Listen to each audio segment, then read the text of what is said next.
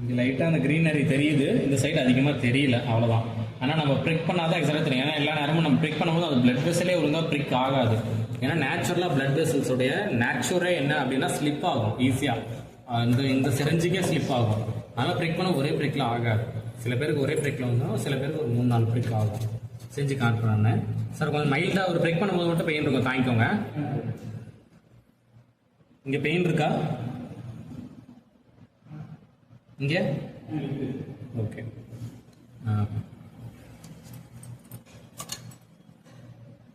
Size இந்த cup size கரெக்டாக இருக்கும் இந்த ஏரியாவுக்கு, ஓகேவா? இதெல்லாம் முன்னாடி நீங்கள் பார்த்து வச்சுக்கிட்டா தான் ப்ரிக் பண்ணோடனே கப்பிங் போடவே முடியும். அவசரத்துக்கு இதெல்லாம் எடுத்து வேறு எதுவுமே பார்க்க முடியாது. அதுதான் சொன்னேன், லேண்ட்செட் யூஸ் பண்ணக்கூடாது.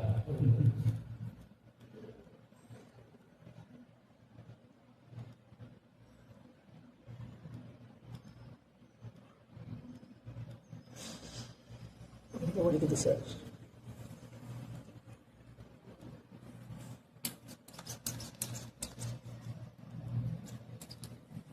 டிப்பில் வந்து மோதிர தேவையில்லை, ஆனால் அந்த அளவுக்காவது நம்ம பண்ணாதான் அந்த ஸ்ட்ராங் செக்ஷனில் அந்த பிளட் வந்து மைல்டாக கொஞ்சம் கொஞ்சமாக ப்ளீடிங் ஆக ஆரம்பிக்கும்.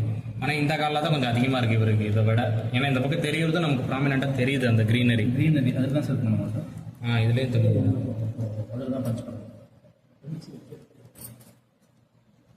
சார். இந்த காலில் பண்ணுறேன் இப்போ. நார்மலாக இருக்குது தானே, உங்களுக்கு தாங்க முடியுது தானே?